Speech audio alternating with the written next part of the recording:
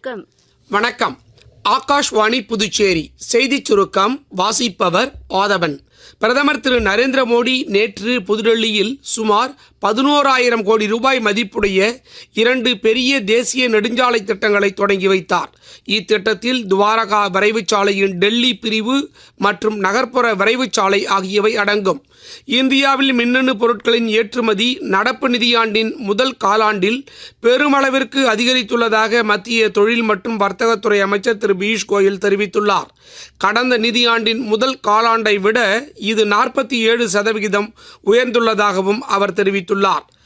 அரசியல் கட்சியினரிடையே பாகுபாடு காட்டாததால் அனைத்து அரசியல் கட்சிகளும் சமம் என்று தேர்தல் ஆணையம் தெரிவித்துள்ளது. புதுடெல்லியில் நேற்று ஊடகங்களுக்கு விளக்கமளித்த தலைமை தேர்தல் ஆணையர் திரு ஞானேஷ்குமார், தேர்தல் ஆணையம் அதன் அரசியலமைப்பு கடமையில் இருந்து ஒருபோதும் பின்வாங்காது என்றார்.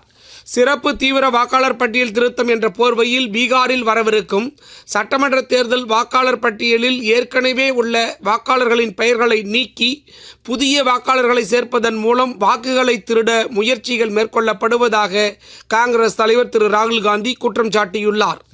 இந்திய ராணுவத்தின் தென்னக படைப்பிரிவின் தலைமை அதிகாரி லெப்டினன்ட் ஜெனரல் தீரஜ் சேத் புதுச்சேரியில் துணைநிலை ஆளுநர் திரு கைலாஷ்நாதனை சந்தித்து பேசியுள்ளார்.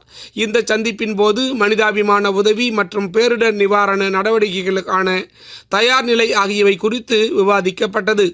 பொதுமக்கள் தவறவிட்ட 30 செல்போன்களை கண்டுபிடித்து உரியவர்களிடம் சைபர் கிரைம் புதுச்சேரி காவல்துறை முதுநிலை கண்காணிப்பாளர் திருமதி நித்யா ராதாகிருஷ்ணன், காவல்துறை கண்காணிப்பாளர் திரு பாஸ்கரன் ஆகியோர் உரியவர்களிடம் ஒப்படைத்தனர்.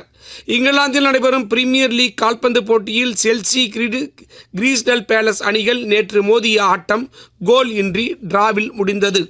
இத்துடன் இந்த செய்திச் சுருக்கம் நிறைவு பெறுகிறது.